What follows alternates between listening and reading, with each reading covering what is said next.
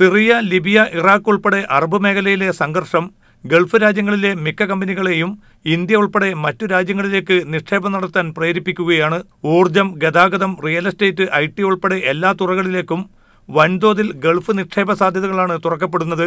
India today is an economic power, and the role of the Indian industries and Indian commercial institutes and Indian financial institutes can definitely help. വ്യോമയാന മേഖലയിൽ Ittihad ഉൾപ്പെടെ പ്രധാന airline കമ്പനികൾ Indian വിമാന കമ്പനികളുമായി സുപ്രധാന കരാറുകൾ രൂപപ്പെടുത്തിയത് അടുത്തിടെയാണ്. ഗൾഫ് രാജ്യങ്ങളുമായി കൂടുതൽ അടുത്ത ബന്ധമാണ് ലക്ഷ്യം വെക്കുന്നതെന്ന് മോഡി സർക്കാർ ഇതിനകം വ്യക്തമാക്കിയതാണ്. ബഹ്റൈനിൽ നാളെ നടക്കുന്ന നിക്ഷേപക സംഗമത്തിൽ വിദേശകാര്യമന്ത്രി സുഷമ സ്വരാജിന്റെ സാന്നിധ്യം ശ്രദ്ധേയമാണ്. UAE ഉൾപ്പെടെ മറ്റു ഗൾഫ് രാജ്യങ്ങളിലും കേന്ദ്രമന്ത്രിമാർ ഉടൻ സന്ദർശനം നടത്തും.